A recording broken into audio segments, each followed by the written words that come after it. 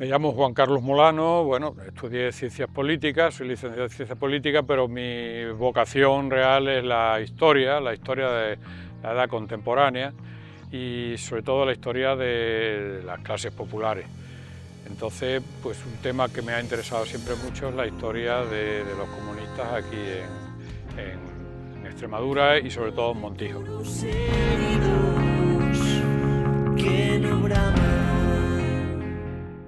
Empezaron individualmente a ir militando nada más declararse la Segunda República, personas aisladas, y en el año 33, por octubre, por ahí septiembre-octubre del 33, ya se organizan como una célula dentro del Partido Comunista. Quienes tuvieron la iniciativa fueron dos maestros de escuela, Iluminado Núñez Díaz y Antonio Delgado. Estos dos maestros pues toman contacto con una serie de trabajadores sobre todo agrícolas, que eran la clase más combativa que había en aquellos años, los jornaleros, y que estaban bueno, organizados en la sociedad obrera agrícola, de aquí, la Defensa, y toman contacto con esta gente y crean la primera célula a partir de finales del 33. Y así, bueno, van poco a poco organizándose. Al principio en las elecciones no tenían apenas votos, porque aquí el Partido Socialista era muy importante, tenía copado el centro obrero, casi todo, y sin embargo, en los últimos tiempos de la República aquí ya hay bastantes personas, el radio de Montijo del Partido Comunista tenía bastantes personas. Si vemos las fotos del 1 de mayo del año 36, veremos que detrás de la bandera del radio de Montijo iban bastante gente, que eran no solo de Montijo, eran de Puebla de la Calzada, Lobón, Torremayor, que eran los pueblos que existían en aquel momento, pues podían ir cerca de 100 personas, con lo cual nos da eso. Si a eso lo sumamos que luego en esa manifestación, en los sindicatos, sobre todo agrícolas o de albañiles de la construcción, pues había gente también que estaban en el partido, pues nos da una idea de que a finales de la República ya había bastante gente organizada en el partido. Lo que ocurre es que, bueno, cuando entran las tropas franquistas, lógicamente empiezan a fusilar los primeros a la gente del partido, sobre todo los dos maestros, estos fueron los primeros que fusilaron, y a todos los que se habían quedado en el pueblo, que tampoco eran muchos porque sabían lo que les esperaba. Otros caen en la guerra civil, en otros frentes, y luego, nada más terminar la guerra civil, aquí el régimen franquista, la dictadura, establece un campo de concentración, aquí a la salida del pueblo, que son las colonias penitenciarias militarizadas, segunda agrupación, para construir el canal de riego para continuar la obra que había empezado la Segunda República de puesta en riego de la comarca esta de las Vegas Bajas, que esto se proyectó en tiempos de Indalecio Prieto como ministro de Obras Públicas y el ingeniero jefe que aquí diseñó todo el proyecto, Manuel Díaz Marta. Bueno, pues en el año 40 se inaugura el campo de concentración, las colonias penitenciarias, y ahí viene gente,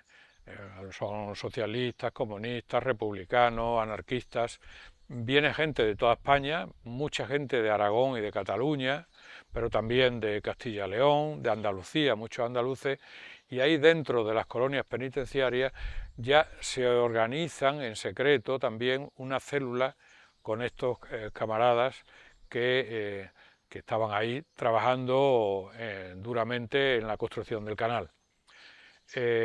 Hay varias fugas de presos, algunas organizadas por el partido,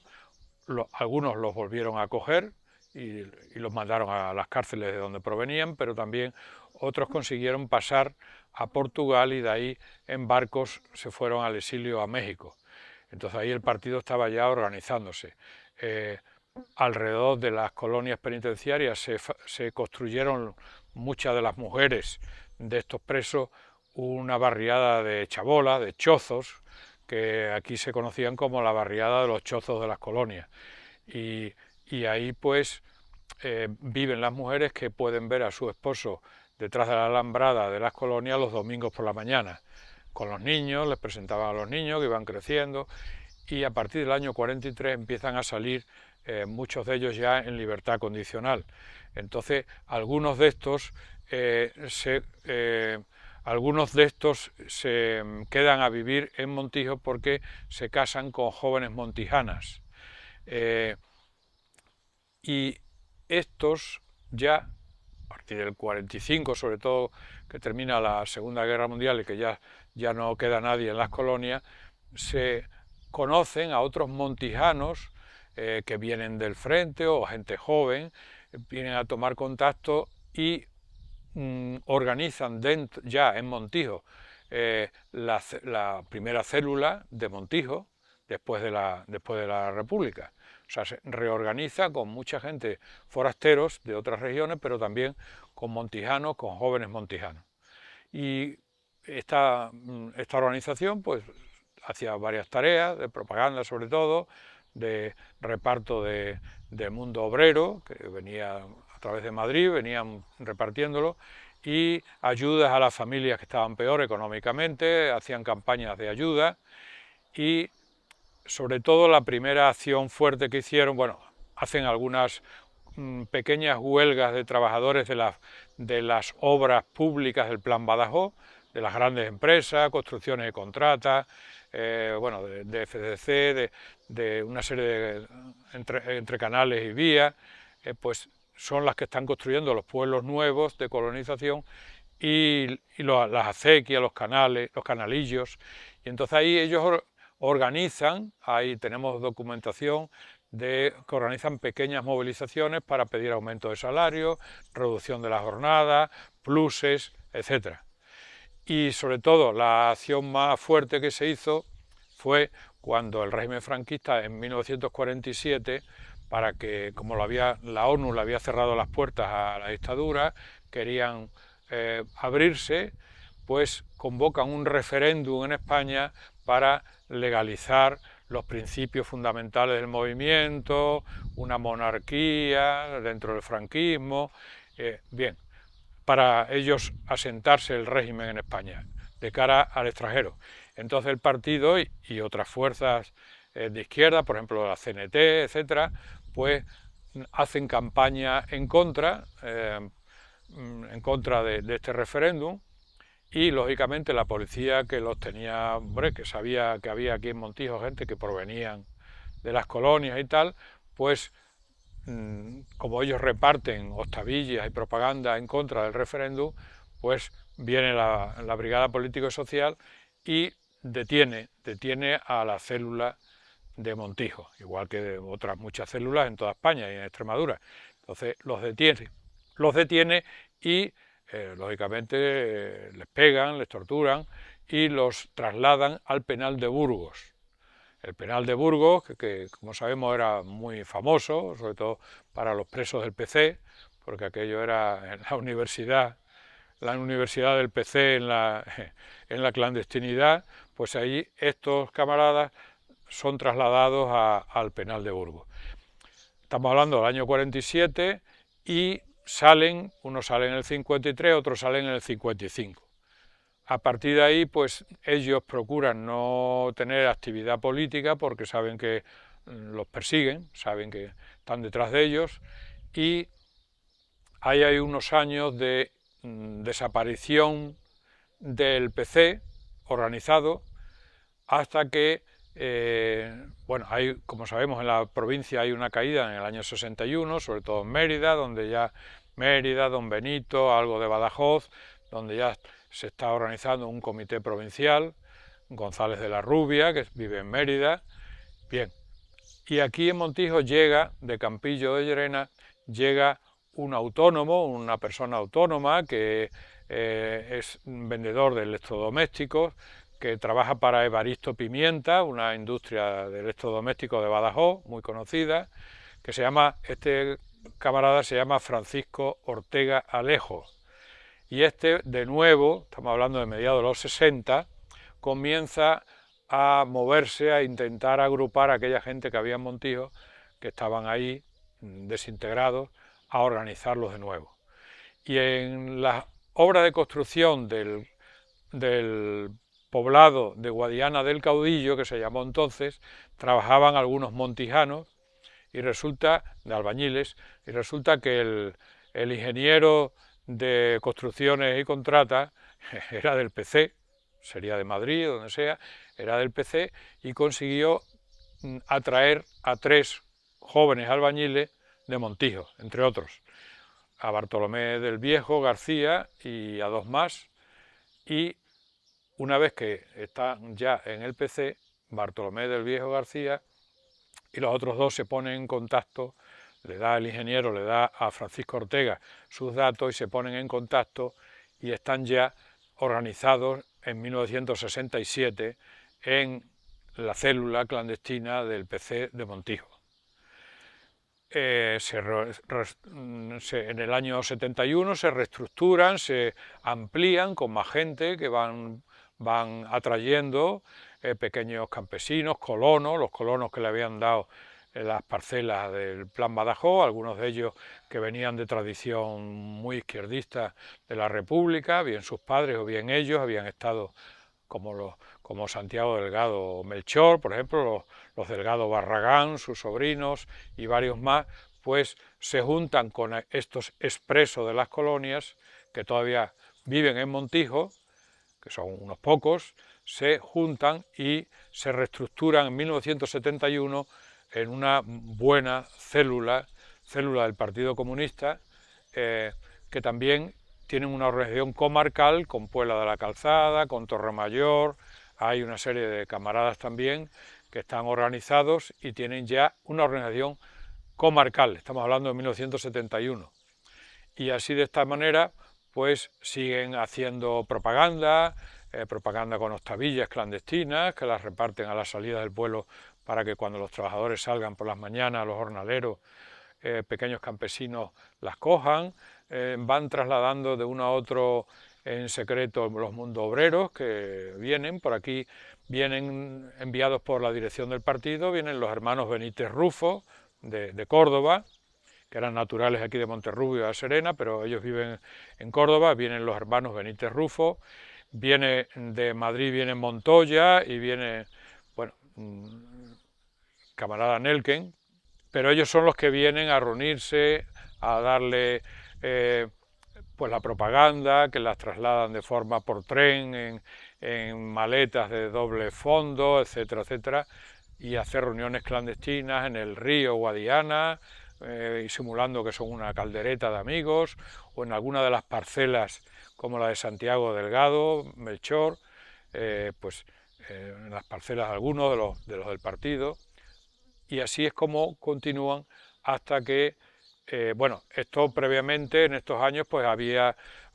huelgas del tomate, sobre todo en las Vegas Altas, pues las huelgas del tomate, se reparte entre los colonos un periódico que se hace a nivel nacional, pero que viene un suplemento dedicado a Extremadura, que era La Voz del Campo, y todo esto va llegando aquí hasta que en el año 73, pues el 1 de junio viene la gran caída del 73. Y Extremadura. Sí, efectivamente,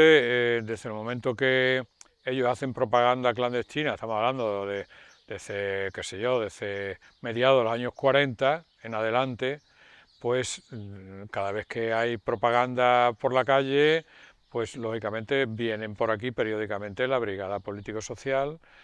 investigando a ver quién ha podido hacer eso. Ellos tenían la lista de los nombres que habían estado en las colonias y algunos más que habían regresado del frente, y bueno, y le hacen entrevistan para ver qué ha pasado, a ver si sacaban datos, visitan de vez en cuando a la colonia de Chozos, o sea, la barriada de Chozo de las colonias, porque allí sabían que vivían varios expresos con su familia y que se reunían en alguno de estos chozos, entonces los visitan, los interrogan, eso es muy normal hasta la caída del 47. Después ya, pues ya digo, como esto no se empieza a reestructurar de nuevo hasta el principio de los 60, pues ahí hay un periodo en que hay más tranquilidad por esta parte, pero cuando ya a principios de los 60 Francisco Ortega con su gente empiezan de nuevo a hacer propaganda, pues de nuevo sigue la Brigada Político-Social, sigue viniendo periódicamente y tratando de averiguar, de preguntar de quiénes son estos que estaban moviéndolo. Por otro lado, el plan Badajoz aquí en Montijo cambió totalmente la economía y el sistema de vida tradicional que existía. Las clases pudientes, es decir, los latifundistas, la burguesía, e incluso las clases medias, los labradores antiguos, ven muy mal, no les gusta que hayan cambiado esta comarca con un sistema de producción agrícola y ganadera muy distinta y que les hayan construido los pueblos nuevos de colonización. Saben que ahí han venido mucha gente que venían de otras comarcas pobres de Extremadura, gente con una tradición de izquierda, no les gusta. Entonces, por ejemplo, bueno, los terratenientes impiden que se construyan muchas fábricas aquí. Tenemos constancia de varias fábricas que intentaron colocarse en aquellos primeros años, finales de los 50, 60, aquí en Montijo y no les dieron entrada. Tuvieron que irse a Guadiana, Pueblo Nuevo, en fin, a Puebla de la Calzada. Muchas de esas empresas primero querían haberse venido a Montijo, que era la cabecera. Los labradores antiguos, tradicionales, estaban acostumbrados a la agricultura de secano. Pues aquí se producían muchos garbanzos, tenían fama los garbanzos de Montijo, tenían muy buena venta en el mercado, pues las habas, el trigo, la cebada, eso era una producción mucho más cómoda para los agricultores. Estaban acostumbrados a que los obreros después de la guerra, pues era una mano de obra muy barata, le pagaban muy poco, sin unas condiciones, hasta que comenzó ya la migración. Y entonces todo el plan Badajoz les cambió su vida, entonces ellos se oponían. Tenemos constancia por artículos publicados en revistas de aquí de la localidad, incluso poesías de algunos de ellos que se conservan atacando el plan Badajoz. Eso no quiere decir que fuesen de izquierda, eran muy de derecha, pero pues a lo mejor procedían de la derecha monárquica, derecha conservadora, y eso no le gustaba. Entonces ahí hubo siempre un pique entre los labradores antiguos y los colonos, los pequeños campesinos. Ocultarán el gemido de su garganta. Entonces, pues detienen la policía, la Brigada de Policía Social detiene a estos dos solamente. Los trasladan a la cárcel de Badajoz y allí les hacen una serie de interrogatorios, pero no consiguen que den más nombres de camaradas aquí de Montijo. Por lo tanto, no tuvieron varios meses detenidos, amenazas, les pegan, pero no consiguen sacarle los nombres de otros camaradas. Entonces, pues aquí el juez y la Guardia Civil les hace registros en sus casas, en las casas de los dos, para ver si tenían propaganda, tenían mundos obreros, tabillas, material o alguna impresora. Pues hacen registros de sus casas con total detalle, tipo de detalle, ¿no? Y esa es la situación hasta que ellos salen. Campo de toros heridos que no braman. José María comienza a ir a los pueblos donde sabía que había gente del partido y comienza a tomar contacto con toda la gente, con todos los camaradas. Aquí en Montijo viene, se pone en contacto con ellos y hacen reuniones clandestinas en el río Guadiana y también en algunas de las parcelas. También vinieron varias veces en aquellos años, pues vinieron de Don Benito, venía Santiago Leal, Martín Romo, que era un colono de colonización de Don Benito, y otro camarada que tenía una autoescuela en Don Benito, que era Manuel Paredes, que después fue teniente de alcalde en la primera legislatura de los ayuntamientos democráticos. Y así van atrayendo gente. Nosotros, los jóvenes de Montijo en aquel momento, que éramos gente de izquierda, legalizamos una asociación cultural aquí en Montijo en el año 75 y viene a tener una reunión con nosotros en la sede de la asociación cultural con los que éramos simpatizantes o afiliados, bueno, más bien simpatizantes, que veníamos colaborando con el PC, tiene una reunión con nosotros, José María Coronas, en el año 75, y a partir de ahí pues nos unimos, gente joven, gente estudiante o universitario,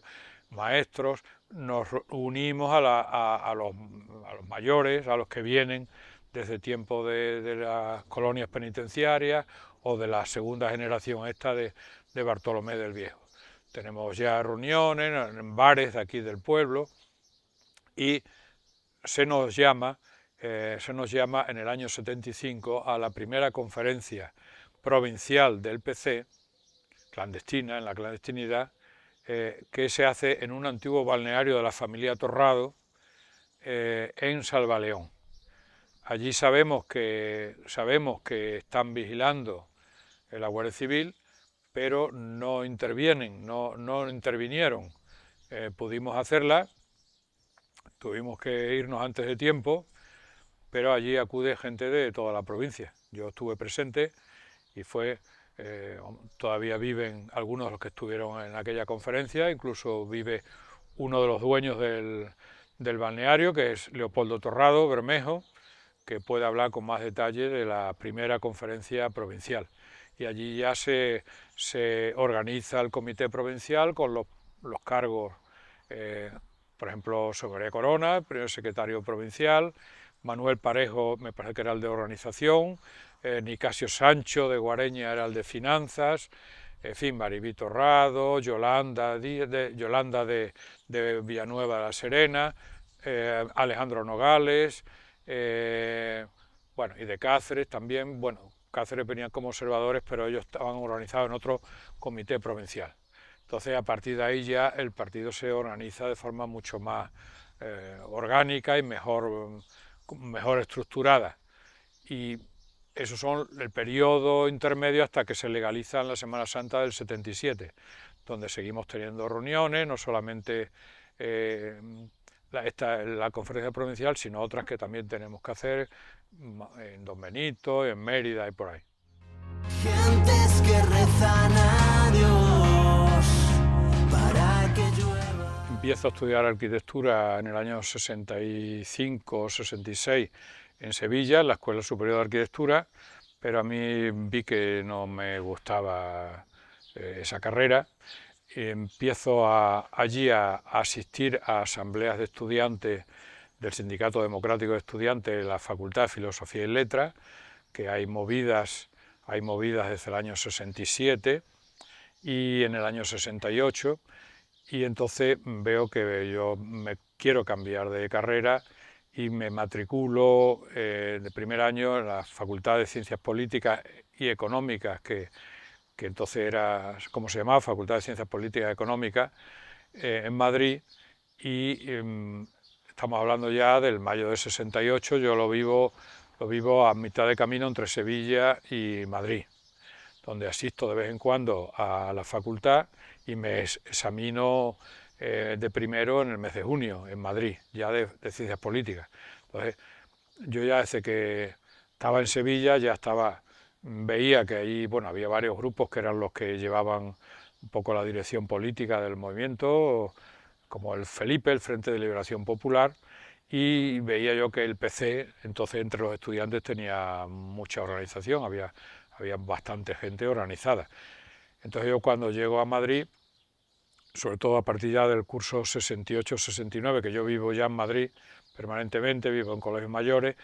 y en la facultad mía pues había gente muy conocida, que después fueron dirigentes nacionales, como Enrique Curiel, que era el delegado de la Facultad de Ciencias Políticas y Económicas, José San Romá, que era el secretario general, ese era del curso mío también, José San Romá, secretario general de la ORT, que luego ha sido secretario de la Liga Comunista Revolucionaria, era el delegado de la Facultad de Económicas, Jaime Pastor, en fin, había mucha gente, José María Moedano era de Derecho.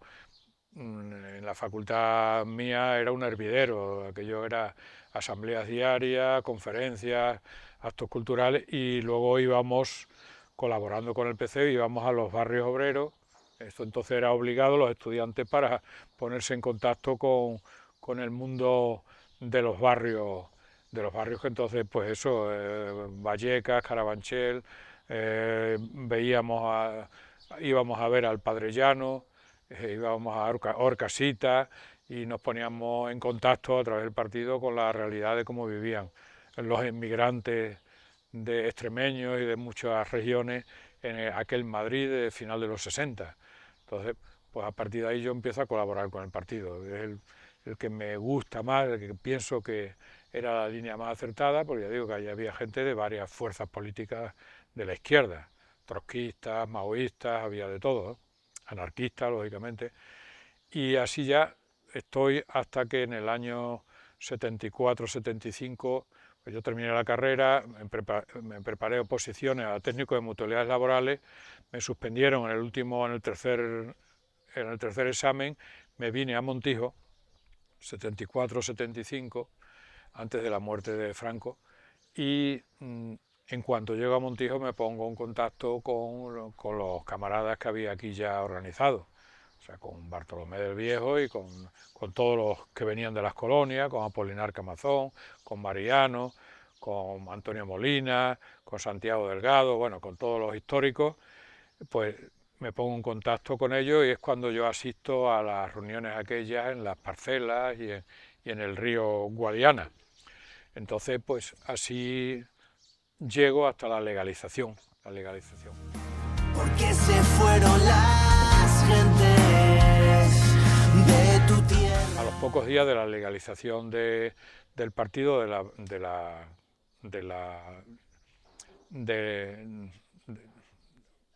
de abril del 77, pues hacemos el primer acto público de campaña electoral, donde viene Eugenio Triana en el Hotel Colón y donde asistirían unas 500 personas. No quiere decir que todos los que asistieron eran votantes nuestros, había gente del PSOE, había gente republicana, allí fueron mucha gente a ver qué era el mensaje del PC. Y entonces, pues ese fue el primer acto público que hicimos en la legalidad. Y así vamos organizándonos, a partir de ahí ya abrimos una primera sede, estamos hablando del año 78, una sede que todo el mundo sabía que era la del PC, pero no, era un bar al final de la calle del Conde, donde arriba pues era un local donde nosotros nos reuníamos el partido, lo pagábamos el partido y allí pues hacíamos las reuniones tanto del partido como de comisiones obreras e incluso dábamos clases de alfabetización para los trabajadores que no sabían leer y escribir, porque aquí en Montijo en aquellos años vivía un gran camarada que era el secretario local del partido, que era Fernando Muñoz, profesor del instituto de aquí, que él venía de Cabezuela del Valle, y aquí él hizo una gran labor en aquellos años hasta que se trasladó a vivir a Badajoz. Entonces, él cuando, bueno, los organizamos perfectamente ya a nivel comarcal el partido, los 1 de mayo, las movilizaciones de los jornaleros para que viniesen más fondos del empleo comunitario, la creación de la Unión de Campesinos Extremeños, pues aquí lógicamente nuestros camaradas tienen una participación directa, hacemos conferencias sobre agricultura, donde vienen Santiago Leal, Martín Romo, en nombre de la Unión de Campesinos, y un cura de Miajada, que era Víctor Guerreiro, pues esos eran los dirigentes de la Unión de Campesinos, que eran los dos de la dirección del Partido Comunista de Extremadura, uno de Don Benito y otro de Miajada. Pues esos son los que organizan por aquí, con estos camaradas nuestros, la Unión de Campesinos Extremeños en todos los pueblos, que tuvo en aquel momento pues gran auge con las movilizaciones de cortes de carretera, por las huelgas del tomate, las tractoradas, todo eso lo organizaba nuestra gente, sobre todo nuestra gente, y ahí estaban metidos pequeños y medianos agricultores de muchas tendencias ideológicas, que después muchos de ellos se segregaron, se separaron, fundaron los jóvenes agricultores, ya hubo una separación posterior, pero al principio estaban todos juntos en la Unión de Campesinos Extremeños. Y bueno, y así llegamos hasta que llegan las elecciones locales, las primeras elecciones municipales de España en abril del 79, donde como Fernando Muñoz, que es el que debería haber encabezado la candidatura, porque era nuestro secretario local y era muy conocido entre los jóvenes y fuera de Montijo, pues él dice que él ya se traslada a Badajoz y entonces pues yo, que era, podríamos decir, uno de los que tenía carrera, no sé por qué, pues se ve que podía atraer a más clases sociales, deciden que sea yo el que me presente alcalde. Eh, y así llegamos a las primeras elecciones municipales donde sacamos 5 concejales. Ganó la UCD con 6 concejales, la UCD, pero el PSOE saca 5, pero sacan menos votos que el PC, el PSOE, y entonces según el acuerdo nacional firmado entre Santiago Carrillo y Felipe González, en las localidades que tuviesen más votos un partido que el otro es el que se quedaba con la alcaldía. Los dirigentes del PSOE de aquí no tenían ningún interés en que hubiésemos hecho el pacto, pero les obligaron a que pactasen y esa fue la primera legislatura que hicimos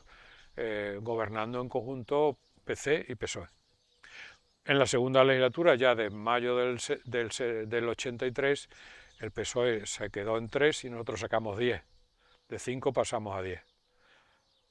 En fin, pues ahí desarrollamos, en la primera legislatura sobre todo, desarrollamos y en la segunda también, una serie de acciones muy interesantes, que ya las tenemos publicadas en un libro,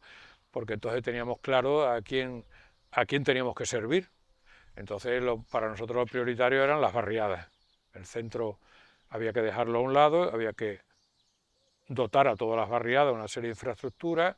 y de servicios públicos. Teníamos claro que había que crear empleo, como sea, con cooperativas, trayendo industria, autoempleo, como sea. De eso desarrollamos mucho. Más dinero para el PER. Íbamos al INEN a Badajoz y nos encerrábamos con los trabajadores agrícolas para pedir más fondos para el PER. Aquí teníamos la suerte que uno de nuestros camaradas más conocidos y que era concejal era el director de la Oficina de Empleo de Montijo, Francisco Nogales Hernández, y bueno, y nos ayudaba también en estas reivindicaciones laborales y bueno, construcción de viviendas públicas en régimen de alquiler, facilitarle terrenos solares urbanos a las familias más necesitadas prácticamente regalados y ayudarles a construir sus casas. Hay aquí barriadas que se construyeron de esa manera, Los Charcos, por ejemplo, la calle 1 de Mayo, pues las hicimos nosotros, autoconstrucción de ellos, pero facilitando terreno y facilitándole materiales, herramientas, etc. La labor cultural también fue muy importante, aquí se desarrollaron una serie de movilizaciones, cineclub, asociación cultural, universidad popular, muy activa, que trataba de llevar la cultura popular a toda la gente. En fin, desarrollamos una serie de construcción de colegios, de institutos, de guarderías, la residencia de pensionistas, el centro de salud, que había todo por hacer y nosotros teníamos claro lo que teníamos que hacer. Y entonces, pues lógicamente, en aquellos 8 años se notó la diferencia del Montijo franquista al Montijo del año 87. Ahí teníamos claro, había conciencia de clase, no cobrábamos, no se cobraba, nos reuníamos casi todas las tardes o noches en el ayuntamiento para debatir temas, íbamos a los barrios a debatir con los vecinos, la participación ciudadana. Nosotros presentábamos los proyectos de presupuesto municipal en locales públicos, en el Teatro del Pueblo, hasta en el campo de fútbol lo hicimos un año para explicar el proyecto de presupuesto y recoger las ideas y las propuestas de los vecinos. Eso lógicamente lo aprendimos del camarada Julio Anguita, que él era alcalde de Córdoba y él lo estaba haciendo en Córdoba. Entonces nosotros aquí tratábamos de imitar y efectivamente la gente participaba mucho, porque entonces había ilusión, la gente tenía ilusión y había conciencia de clase, cosa que ahora mismo ya pues está muy disminuida. Entonces pues aquello se notó en aquellos años. Estamos hablando del 79 al 87.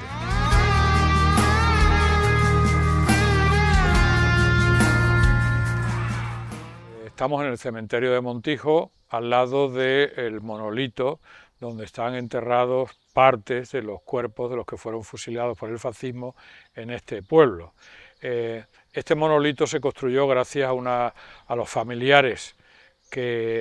los hijos de los fusilados que se organizaron desde el año 77, se organizaron en una comisión de familiares de los fusilados, empezaron a moverse, a ponerse en contacto con los partidos de izquierda y con los sindicatos, abrieron una cuenta corriente en un banco, el Banco Zaragozano, y empezaron a pedir donaciones a todo el mundo para poder construir un monolito y enterrar aquí. Este monolito se inauguró el día 5 de enero de 1981, pero comenzó a abrirse, a construirse después de haber desenterrado aquí al lado 2 fosas comunes, luego otra que intentamos también no había restos, pero aquí conseguimos muchos restos aquí al lado y con estos los teníamos guardados, estos restos, y fueron los que se depositaron que están ahí enterrados en el monolito. La memoria histórica fue otra de los puntos que nosotros desarrollamos cuando estuvimos gobernando los 8 años, gobernando en Montijo. Lo primero, ayudando a estos familiares de los fusilados por los fascistas, y a partir de ahí pues fue también una de las primeras fosas comunes que desenterraron en la provincia de Badajoz fueron las nuestras, que la hacíamos de forma muy, bueno, pues poco legal, el ayuntamiento autorizaba y con trabajadores voluntarios se sumaban, pero ahí no había intervención de jueces, ni había intervenciones del gobernador civil, por eso luego venían multas, sobre todo si colocabas a trabajadores del ayuntamiento, como le pasó al alcalde de Torremejía y otros casos, venían las multas del gobernador civil porque se quejaba la derecha local y lo sancionaban al alcalde. Nosotros lo hicimos con trabajadores voluntarios, muchos de ellos eran camaradas nuestros, y esa fue la primera movida. Luego pues continuamos haciendo una campaña para quitar todos los detalles, todos los recuerdos del fascismo, cambio de nombre de las calles, símbolos franquistas, etcétera, etcétera, algunas conferencias sobre memoria histórica, estamos hablando de los años 80. Entonces esa fue lo que hicimos sobre memoria histórica a través del ayuntamiento y de los partidos de izquierda. Siempre las direcciones tanto del PSOE como del PC, las direcciones nacionales, incluso regionales, no estaban muy de acuerdo con lo que estábamos haciendo en los pueblos, porque eso iba contra el pacto de amnistía que habían tomado en la transición. Entonces ellos no querían que aquí creásemos un enfrentamiento con las derechas por este tema. A mí me hicieron, igual que a todos los alcaldes, pues pintadas en las paredes, anónimos, llamadas telefónicas a las 2 de la madrugada, insultándote o amenazándote de muerte. Eso como todos los alcaldes que hicimos esto. Y las direcciones de nuestros partidos no lo veían con buenos ojos lo que hacíamos. Ellos no nos motivaban para hacer esto. Nosotros pensamos que había que hacerle caso a los hijos y los familiares de los fusilados y de los reprimidos, y por eso lo hicimos. Soledad llena de encinas sobre campos con vereda. ¿Qué ha supuesto el ibarrismo en Extremadura en estos 40 años que han estado gobernando? Bueno, pues para mí han hecho una labor tremenda de deshacer los valores de la izquierda, de desacreditar a la izquierda, de corromper la izquierda. Ha sido un régimen caciquil, muy bien planificado por los dirigentes. Primero, antes de gobernar ya habían apartado a un lado a los dirigentes socialistas que vivían en el partido, como el secretario provincial Alfonso González Bermejo y todos los antiguos compañeros que tenían allí, que venían desde la guerra civil, el franquismo, los echaron para ellos tomar el poder dentro del PSOE. Ellos estaban ligados al grupo de Felipe González y de Alfonso Guerra de Sevilla, con el grupo sevillano, y tenían claro que había que convertir el Partido Socialista en un movimiento de poder, para mí, de engañar a la gente, de no se iban a cumplir muchas de las promesas que ellos hacían para atraer a la gente, y lo que han hecho en estos años ha sido pues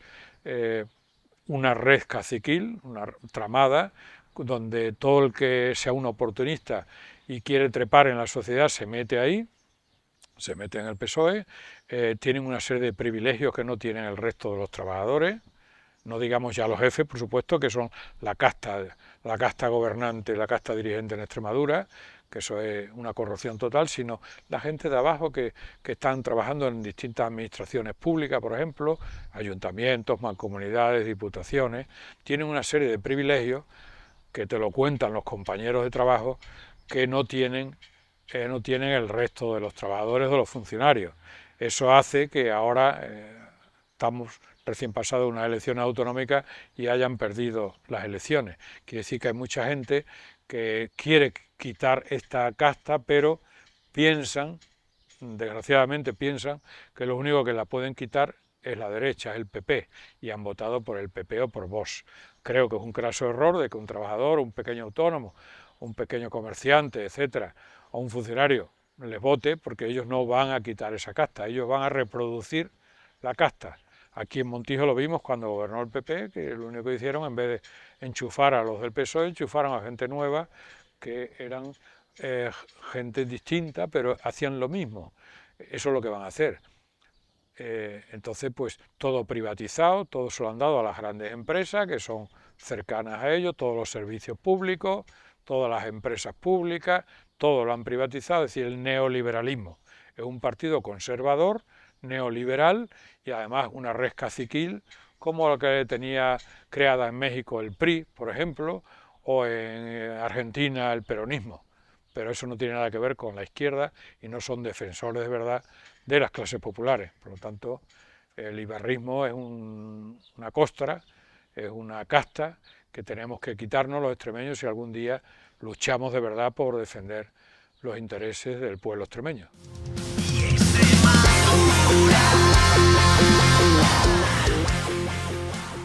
Ahora mismo tenemos un gravísimo problema, que entonces no era tan fuerte, y es que todos los grandes medios de comunicación, grandes y medianos, y ahí incluyo también las redes sociales, lógicamente, los teléfonos móviles, los ordenadores, toda la información que nos está viniendo está en manos del gran capital, de la oligarquía española e internacional. Entonces, todos los mensajes que nos están viniendo es para que las clases populares estén adormecidas y no luchen por sus intereses, por sus derechos, por las conquistas que en otros tiempos nuestros camaradas luchaban y conseguían, cosas muy importantes consiguieron. Entonces, a los jóvenes actuales yo les pido que por favor que vean muy poco las televisiones. Bueno, pueden ver, qué sé yo, ciertos reportajes o ciertos programas que son muy interesantes, que no vean sobre todo los informativos, ni el cine que nos viene sobre todo de Hollywood, bueno, y de Europa también, que en las redes sociales hay que cribar muchísimo la información que nos está viniendo, que hay que buscar medios de información alternativos, porque hay que volver a concienciarnos de que las clases populares, los trabajadores, conseguirán cosas en su beneficio siempre que luchen. No hay otra solución. Todos los que te digan, tú déjame a mí que yo gobierne, que yo te voy a arreglar tu problema, es mentira, es falso. Y yo en esto soy muy crítico. Entonces no queda más que la movilización de las clases populares, de los trabajadores, de los pequeños, de las mujeres, de los jóvenes, la movilización permanente. Todo lo que no sea eso es mentira. Por supuesto, hay que tener también gente metida en las instituciones, pero que tengan conciencia de a quién están sirviendo, que ese es el problema que tenemos ahora, que se está pasando de los valores tradicionales de las clases populares, de la izquierda, a pues ideas que nos vienen exportadas de Estados Unidos, que son muy poco, que no resuelven de verdad los problemas que tienen los abajo. Por lo tanto, los jóvenes de ahora tienen que tener una conciencia crítica muy grande, no dejarse absorber por toda la propaganda que les viene y organizarse desde abajo y luchar de forma crítica contra lo que nos están haciendo y lo que nos van a seguir haciendo. Entonces, yo ese es el mensaje que daría, que aprendamos de aquellos camaradas antiguos que lo arriesgaron todo, porque aquellos no tenían miedo, lo arriesgaron todo físicamente, laboralmente, familiarmente, todo para servir a su clase, cosa que ahora no existe y tenemos que recuperar. Ese es el mensaje que yo quisiera dar.